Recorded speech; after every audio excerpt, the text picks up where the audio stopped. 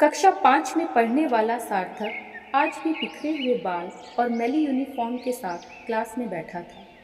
वह बाकी बच्चों की तरह शरारत नहीं करता था, किसी से बात भी नहीं करता था।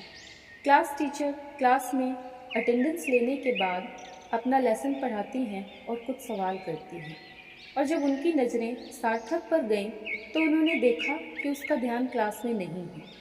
वह उसे डांटती हैं तो वह नज़रें झुका लेता है और सभी बच्चे उस पर हंस रहे थे। अब यह बात रोज की ही हो गई थी कि सार्थक किसी भी सवाल का जवाब नहीं देता और बस नज़रें झुका लेता। इससे टीचर को बहुत गुस्सा आता।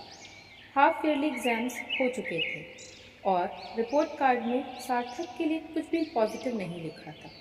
जब प्रिंसिपल ने क्लास टीचर से इस बारे में बात की तो उन्होंने कहा कि सार्थक कुछ पढ़ता लिखता नहीं है और ना ही साफ सुथरा यूनिफॉर्म पहनकर आता है, तो कैसे कुछ पॉजिटिव लिखा जाए। प्रिंसिपल ने टीचर को लास्ट ईयर की परफॉर्मेंस रिपोर्ट दिखाई। इसे देखकर टीचर बहुत हैरान हो गई। सार्थक क्लास का टॉपर था और उसका रिपोर्ट कार्ड पॉजिटिव फीडबैक से भरा था। प्रिंसिपल ने बताया कि सार्थक की माँ को लास्ट स्टेज का कैंसर था और अब वो इस दुनिया में नहीं है। इस बात का बच्चे पर बहुत गहरा असर पड़ा है और इससे उसका बचपन खो सा गया है। टीचर को ये बात जानकर सार्थक के प्रति अपने किए हुए बर्ताव पर बहुत पछतावा हुआ और उनकी आंखें भर आई। अगले दिन जब वे क्लास में आईं तो उन्होंने चैप्टर पढ़ाकर सवाल किया, पर आज उन्होंने सार्थक को डांटा नहीं, अपने पास बुलाकर उसे जवाब बताया और प्यार से उसकी पीठ थपथपा दी।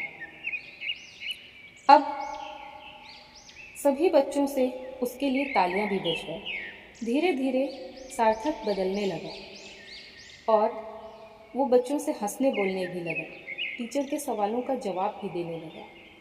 धीरे धीरे उसका मासूम बचपन लौटने लगा था। फाइनल एग्ज़ाम्स खत्म हुए और सार्थक ने बहुत अच्छे मार्क्स लाए। अब बारी थी विदाई की। सभी बच्चे टीचर के लिए उपहार लाए थे और सार्थक भी लाया था, पर सार्थक कोने में चुपचाप खड़ा था। न्यूज़पेपर में लिपटा हुआ उसका गिफ्ट था। टीचर ने उसको अपने पास बुलाया और उसका गिफ्ट लिया, और जब गिफ्ट खोला तो उसमें आधी बोतल महिलाओं वाला परफ्यूम था और एक कंगन था जिसके मोती झड़ चुके थे। शायद सार्थक की माँ का था ये सामान। टीचर ने परफ्यूम अपने ऊपर छिड़का और कंगन पहन लिया और सार्थक को अपने गले से लगा लिया। सार्थक बोला, आज आपसे मेरी माँ की खुशबू आ रही है। समय यूं ही धीरे धीरे बीतता चला गया और टीचर की रिटायरमेंट हो गई। अचानक एक दिन टीचर को पत्र आता है जिसमें लिखा था, मैं आज तक बहुत सारे टीचर्स से मिला हूँ पर आप जैसा कोई नहीं मिला। अगले महीने मेरी शादी है और आपके बिना मैं अपना नया जीवन कैसे शुरू कर सकता हूँ। उस लिफाफे में पता और उनके आने जाने के लिए टिकट्स भी थी और लास्ट में लिखा था, आपका डॉक्टर सार्थक। ये पत्र पढ़कर टीचर की आंखें नम हो गई। अंदर से संतोष भी हुआ और टीचर शादी में जाने के लिए तैयारियां करने लग गई। जब टीचर शादी समारोह में पहुंची तो उन्हें देर हो गई। उन्हें लगा शायद शादी खत्म हो चुकी है, पर सार्थक की आंखें तो गेट पर ही टिकी थी। जैसे ही टीचर आई उसने दौड़कर उनके पैर छुए और गले लग गया। टीचर के हाथ में आज भी वो कंगन था। सार्थक उनका हाथ पकड़कर स्टेज पर ले गया और बोला, ये मेरी माँ है और मैं इन्हीं का इंतज़ार कर रहा था।